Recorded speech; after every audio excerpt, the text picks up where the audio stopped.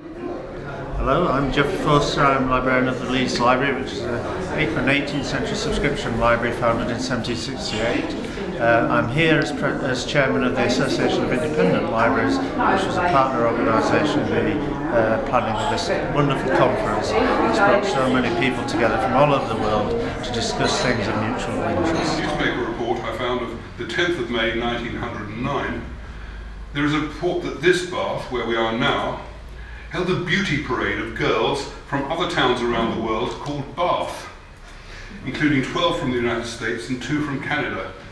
And I'm going to challenge people in this Bath to find out more about that beauty parade.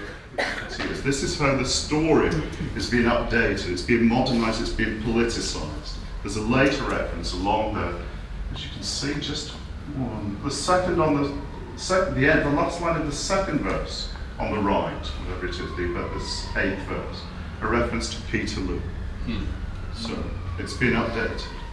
The 1854 catalogue shows the traditional lack of enthusiasm for fiction among the directors of mechanics institutes. Only 300 titles in the fiction section. They were all respectable authors like Walter Scott, Marriott, Dickens, Bulwer Lytton.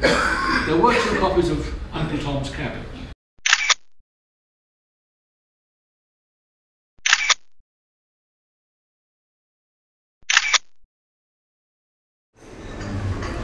Mechanics institutes are inspirational organisations which were started in the early 19th century. And it's only now really that we're starting to study them and to find out what significance they had in teaching and in recreation over the period of getting on for 200 years now. What's particularly interesting about this meeting is that we're an international group and we can compare the kind of institutions which developed in North America and in Australia with institutions in this country, and we're finding there are interesting differences between them. In the 1840s, you found a lot of mutual improvement societies starting to appear in the town, where working men in the evening would get together quite spontaneously and start to have lectures and teach themselves, but they also got lecturers in. And one of the lecturers they got in was Samuel Smiles. It was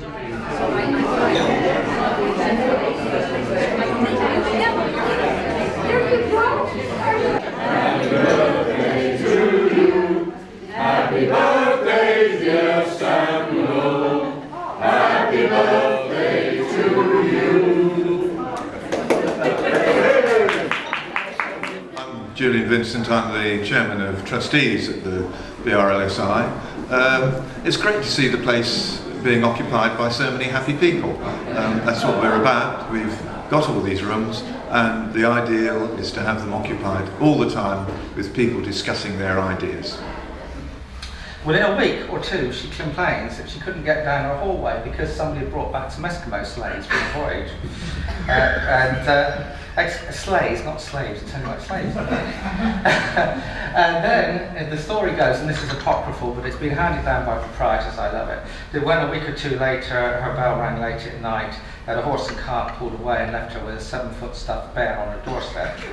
That library, founded in 1788, exists today in the centre of Belfast as the Lillenhall Library.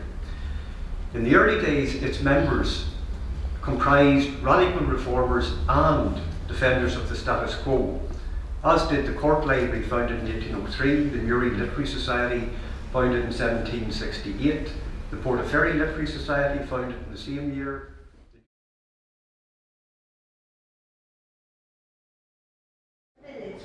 Good morning, it's Jim Loudon from the Mechanics Institute of Victoria in Australia, and we're so pleased to be here in Bath for Mechanics Worldwide 2009. It's a great credit to Bob Draper and Peter Ford for putting it all together, and it's been such an enjoyable time we've had here, and we hope that we'll meet you all again in America in 3 years' time. Self-help was influential. Smiles's autobiography is full of references to people writing to him, crediting self-help with turning their lives around. The industrialist and soap manufacturer and philanthropist Lord Leverhulme, when asked for the reason for his success, would often reply, "It is impossible for me to say how much I owe to the fact that my early youth I obtained a copy of self-help." We seek self-fulfillment because we're unfulfilled in some variably specified way. But we don't read these books because they're good, which is to say because they work, but because we're desperate to become the idealisation that they can figure. 30 years ago, I published an article in the Transactions of the Cambridge Bibliographical Society on W.R. Grigg and Charles Darwin in Edinburgh and After, an Antipodes and Gloss. Hi, my name is Dennis Dwyer. My wife is the person who is heavily interested in the Mechanics Institute. She is a volunteer worker at Berwick Mechanics Institute in Victoria, Australia.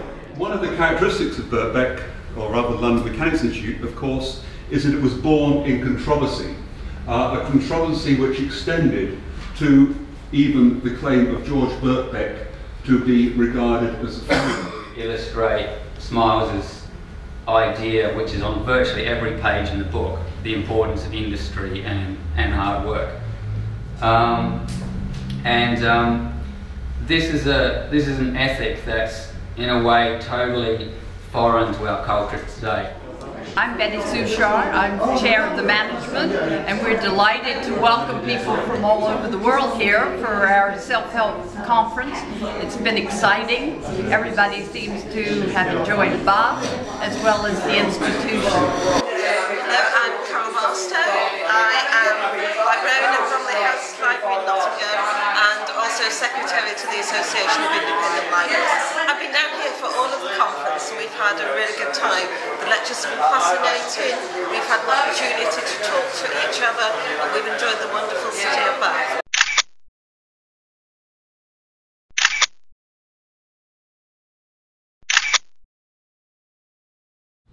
I think one of the most interesting of the Sussex Institutes was the first Brighton Mechanics Institute.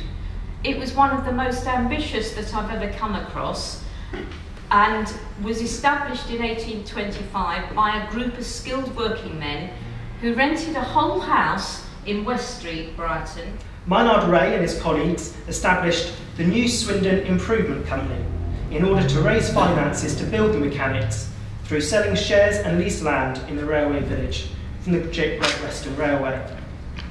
On this land they constructed a permanent home for the institution and a covered market to at last get shops into the village and raise further revenue for the company. Within a few years they bought a snooker table, and to buy the snooker table they had a subscription of 2 shillings and 6pence per person to buy the snooker table, which I think cost 64 guineas. I'm Peter Ford from the BRLSI and I was one of the 2 principal conveners of this conference. I'm delighted that among a lot of people who have come from the United Kingdom, we have had 5 people from America and 7 from Australia. And so we feel this has been a considerable success, and the word and ideals of Samuel Smiles have in fact been promoted and hopefully high profile given. And what a BRLSI hosting the occasion, with sense and sensibility, good humour and persuasion.